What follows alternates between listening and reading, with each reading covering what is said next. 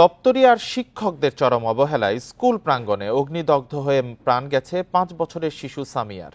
চাঁদপুরের তেতোয়া প্রাথমিক স্কুলের মাঠে ময়লার স্তূপের আগুনে শিশু শ্রেণীর শিক্ষার্থী সামিয়া দগ্ধ হলে তাকে বাঁচাতে কার্যকর পদক্ষেপ নেননি শিক্ষকরা। তদন্তে অবহেলার প্রমাণ মেলায় 8 শিক্ষককে বরখাস্ত ও দপ্তরি চুক্তি বাতিল করা হয়েছে, জানিয়েছে শিক্ষা অফিসার। অভিযোগ নাই, বন্দার উপর আছে, কেন বন্দারা সচেতন ছিল না? কান্নাজড়িত কণ্ঠে এমন প্রশ্ন শিশু সামিয়ার মায়ের। স্কুলে যাওয়ার আগ্রহে সেদিন নিজে নিজেই পোশাক পরেছিল 5 বছরের সামিয়া। পড়ার টেবিলে এখনো পড়ে আছে নতুন বই, সে সবই এখন বিষাদের স্মৃতি। গত 21 জানুয়ারি তেতোয়া প্রাথমিক স্কুলের মাঠের আবর্জনায় ধরানো আগুনে দগ্ধ হয় শিশু সামিয়া। 5 দিন পর ঢাকা মেডিকেলের বার্ন ইউনিটে মৃত্যু হয় তার। তদন্তে নেমে চরম অমানবিক আচরণের তথ্য পেয়েছে কমিটি। প্রতিবেদনে জানা যায়, নিয়ম ভেঙে স্কুল চলার সময় ময়লার স্তূপে আগুন দেয় দপ্তরি। নজরদারি না থাকায় আগুনের কাছাকাছি এসে অগ্নিদগ্ধ হয় সামিয়া। শিশুটির জামার আগুন নেভাতে উপস্থিত 8 শিক্ষকের কেউই পানি ঢালা, কাপড় চেপে ধরা বা অন্য কোনো কার্যকর পদক্ষেপ নেননি, বরং জামা কাটার জন্য কাঁচি আনতে বাড়ি যান একজন। অবহেলার জেরে শিশুটির শরীরের অনেক অংশ পুড়ে যায়। এক প্রতিবেশীর সহায়তায় সামিয়াকে হাসপাতালে নেন তার বোন। তদন্ত প্রতিবেদন পাওয়ার পর দপ্তরের সুমন মজুমদারের চুক্তি বাতিল ও উপস্থিত 8 শিক্ষককে সাময়িক বরখাস্ত করা হয়েছে। পাশাপাশি প্রধান শিক্ষক মাসুক হাসানকে বরখাস্ত করতে বিভাগীয় কর্মকর্তার কাছে সুপারিশ করা হয়েছে। শিক্ষকদের উচিত ছিল তাকে পানি দিয়ে আগুন নিভিয়ে তাকে আবার ডাক্তার কাছে নিয়ে যাওয়া, কিন্তু শিক্ষকরা সেটা করে নাই। এটা অমানবিক কাজ করছে, সেজন্য তারা তাদের দায় এড়াতে পারে না।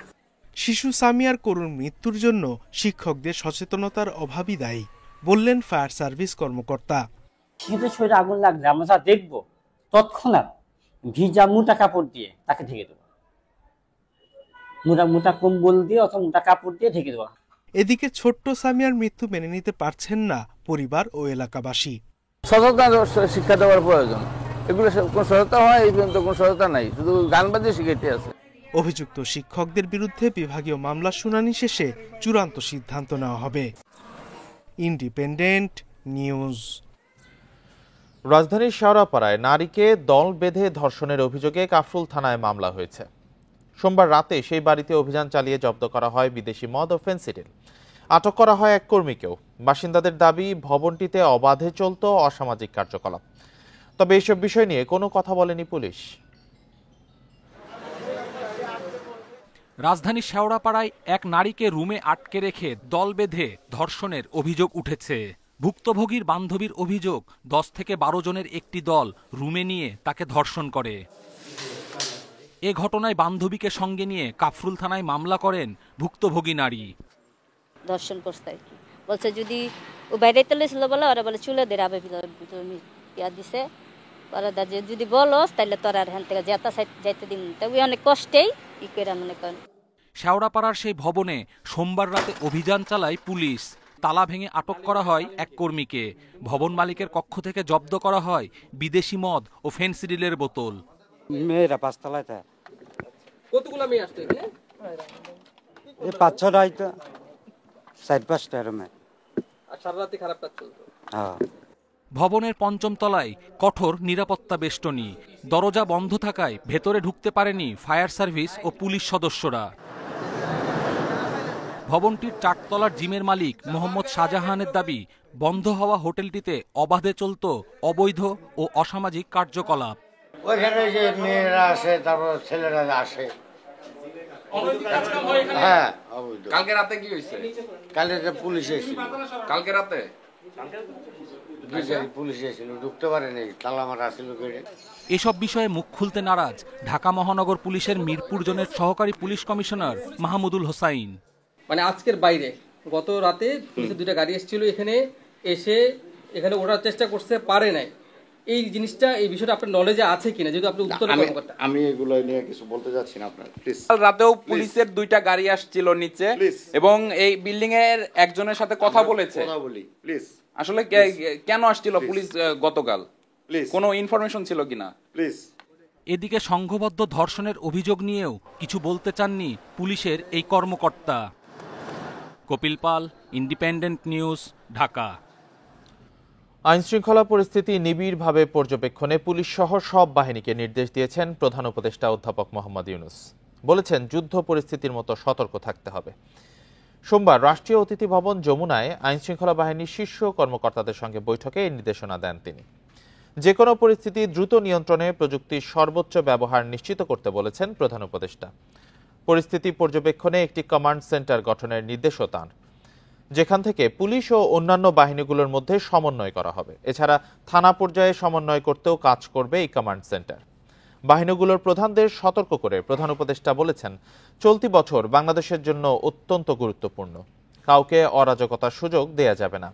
বিশৃঙ্খলা তৈরির জন্য ক্ষমতাচ্যুত স্বৈরাচারের ঘনিষ্ঠরা বিপুল অর্থ ব্যয় করছে বলেও যোগ করেন অধ্যাপক ইউনূস।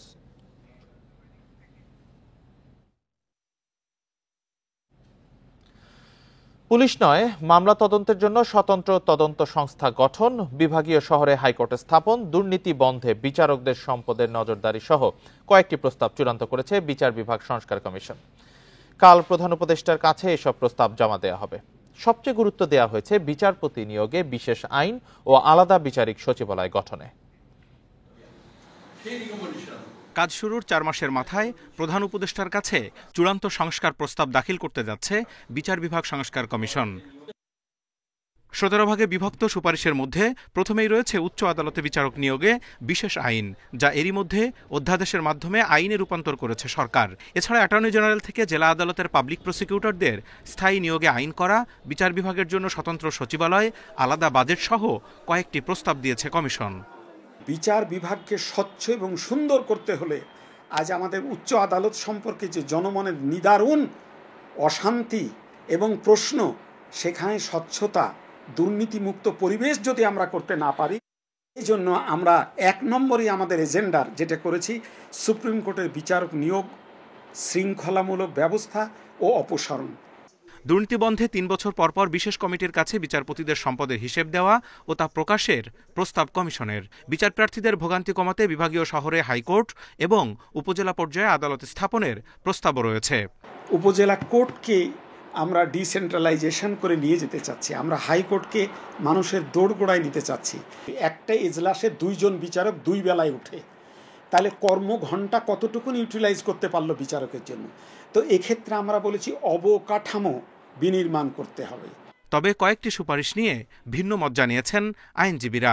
পলিটিক্যাল অ্যাফিলিয়েশন নাই এরকম মর্মে তো কোনো কিছু নাই অর্ডিন্যান্সে। তারপর বয়স দেখেছে 45, তো 45 বছর বয়সে বেশিরভাগ লোকই এখানে জজ হতে চাইবে না। তাই ইতিমধ্যে 32 বছর বয়সে তার অনেক বেশি ভালো প্র্যাকটিসের যদি সম্ভাবনা থাকে, কেন জজ হবে? কমিশন মনে করে তাদের বেশিরভাগ সুপারিশ অন্তর্বর্তী সরকারই বাস্তবায়ন করতে পারবে। Jahidul Bashar, independent news, Dhaka. টঙ্গীর তুরাগ তীরে বিশ্ব ইজতেমার প্রথম পর্বের দ্বিতীয় ধাপে চলছে বয়ান ও জিকির। ইবাদত বন্দেগীতে সময় কাটছে মুসল্লিদের। 22 জেলার মানুষ এই ধাপে অংশ নিচ্ছেন। ফজরের নামাজের পর বয়ান করছেন পাকিস্তানের মাওলানা উবায়দুল্লাহ খুরশিদ। সকাল 9:45টায় তালিমের মোজাকারা করবেন ভারতের মাওলানা জামাল। বাদ আসর বয়ান করবেন ভারতের মাওলানা জুহাইরুল হাসান। এরপর যৌতুকবিহীন গণবিয়ে হবে। ইজতেমা ময়দানে আছেন 72 দেশের 3000-এর বেশি বিদেশি মুসল্লি। সার্বিক নিরাপত্তায় কাজ করছে আইনশৃঙ্খলা বাহিনীর 10,000 সদস্য। আগামীকাল আখেরি মোনাজাতে শেষ হবে প্রথম পর্বের দ্বিতীয় ধাপ। নিজের ভুল সংশোধন করার জন্য আসছি।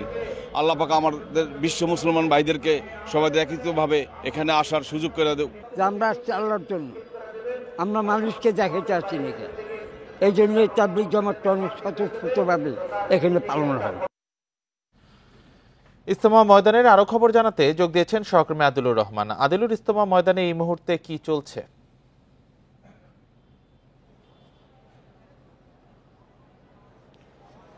দেখুন, ফজরের নামাজের পর যে বয়ান শুরু হয়েছিল এবং পাকিস্তানের মাওলানা ওবায়দুল্লাহ খুরশিদ যে বয়ান শুরু করেছিলেন, সেই বয়ান কিছুক্ষণ আগে শেষ হয়েছে। মূলত এই মুহূর্তে খিত্তায় খিত্তায় মুসল্লিরা যারা অবস্থান করে আছেন তারা সকালের খাবার গ্রহণ করছেন এবং এই আর কিছুক্ষণ পরে অর্থাৎ 9:45টার দিকে তালিমে মোজাকারা হবে। এই তালিমে মোজাকারা খিত্তায় খিত্তায় যে মুসল্লিরা আছেন, তালিমে মুজাকারা বলতে হচ্ছে তালিমে যে আলোচনা, সেই আলোচনাটি আসলে হবে।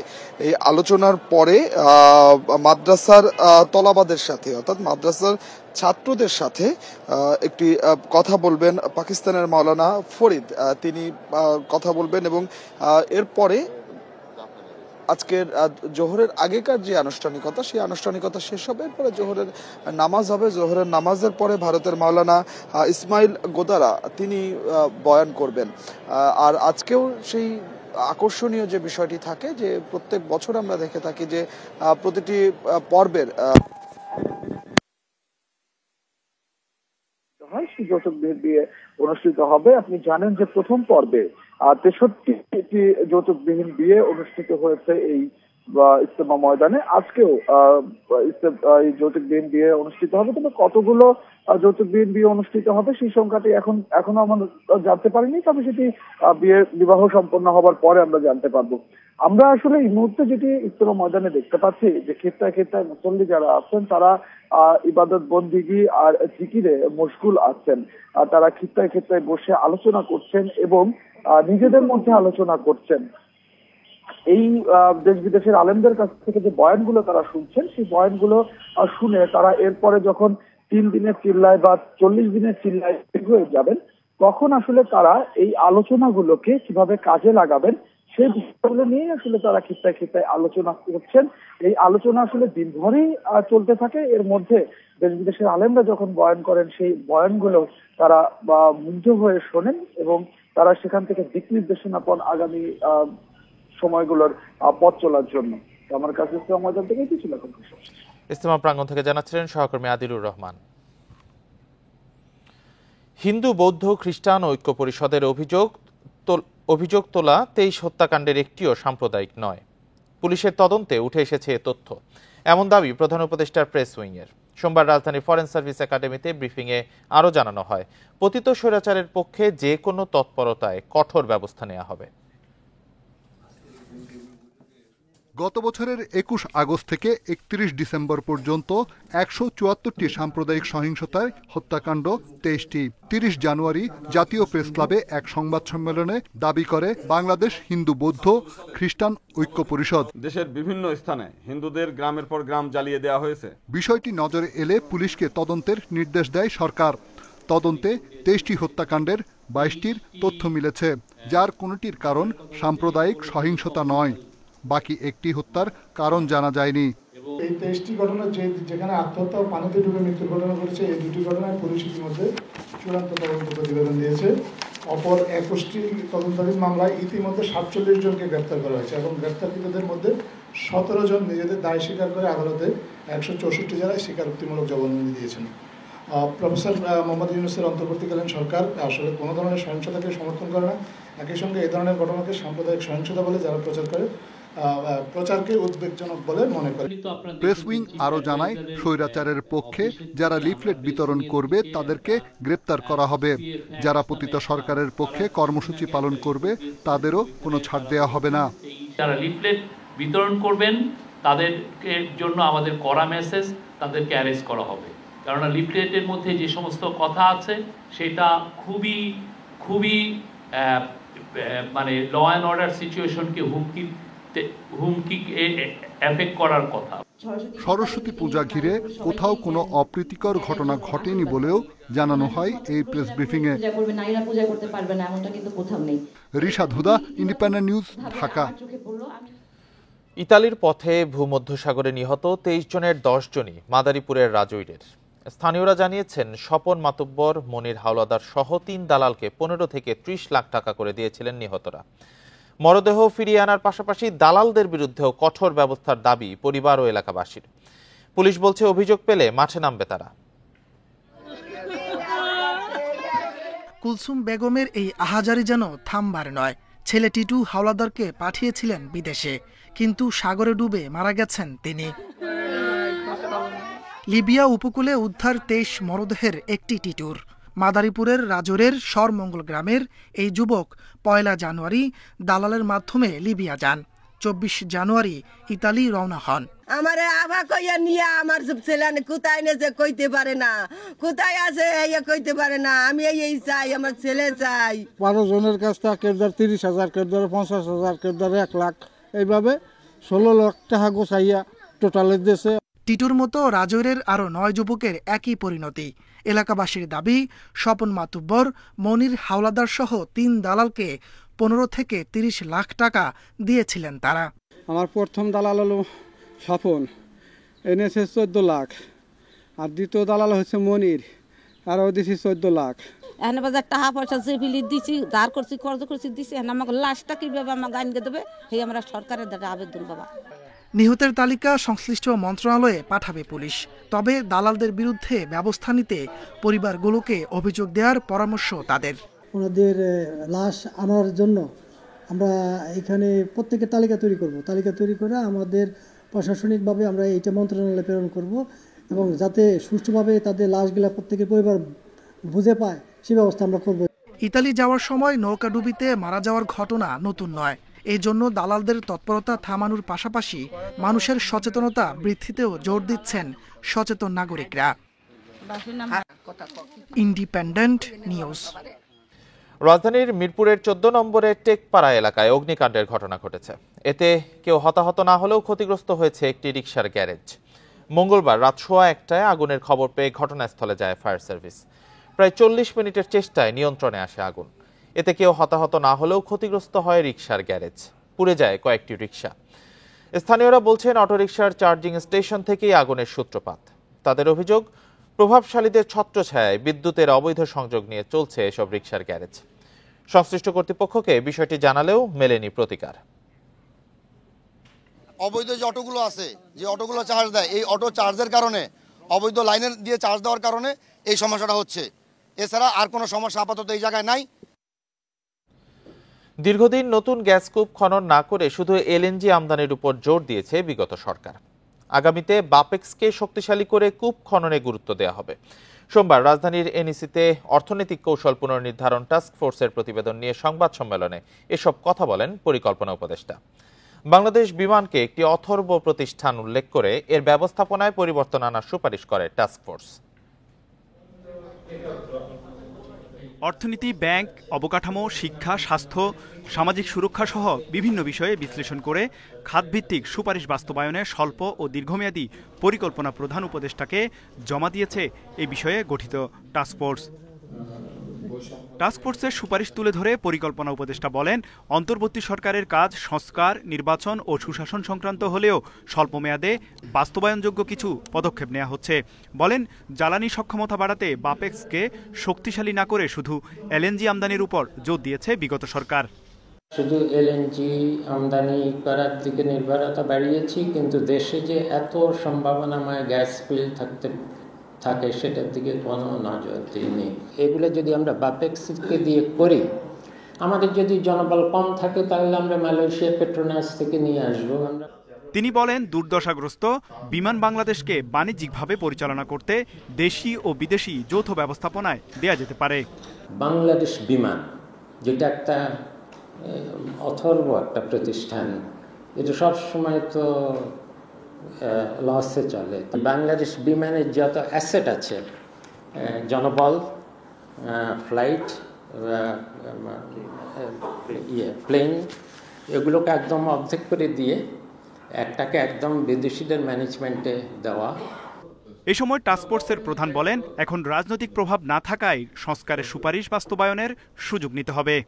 আমাদের দেখতে হবে আমরা যাত্রাটা যদি শুরু করি, আমরা অ্যালং দ্য ওয়ে আমরা কোথায় কোথায় সমস্যাগুলো যে চিহ্নিত করে তখন আবার এটাকে আমাদের স্ট্র্যাটেজিটাকে বদলে নিতে পারি, তাহলে উই ক্যান সাকসিড। স্বাস্থ্য, শিক্ষা, ভূমি ও কর অফিসে জনভোগান্তি দূর করতে যুব সমাজকে কাজে লাগানোর পরামর্শও দেয় টাস্কফোর্স। তৌহিদ রানা, ইন্ডিপেন্ডেন্ট নিউজ, ঢাকা। জানুয়ারিতেও দেশের পণ্য রপ্তানি বেড়েছে।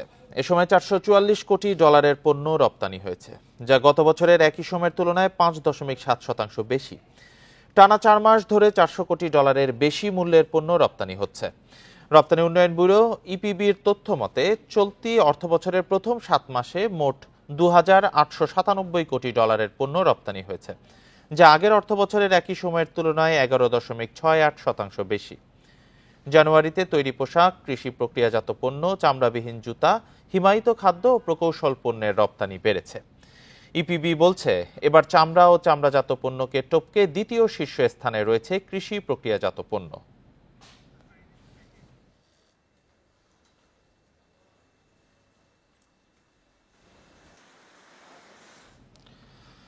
সম্প্রতি চট্টগ্রাম বন্দরে বিনিয়োগের আগ্রহ দেখিয়েছে কয়েকটি বিদেশি নামকরা প্রতিষ্ঠান।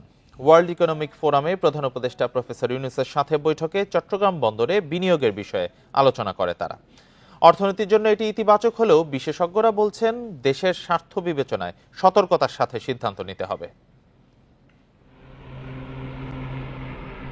চট্টগ্রাম বন্দরের টার্মিনাল পরিচালনায় যুক্ত আছে সৌদি আরব ভিত্তিক RSGTI। এবার বে টার্মিনাল, লালদিয়ার চর টার্মিনাল, মাতারবাড়ি টার্মিনাল সহ বেশ কিছু কর্মকাণ্ড পরিচালনায় আগ্রহ দেখিয়েছে বিশ্বখ্যাত কয়েকটি প্রতিষ্ঠান।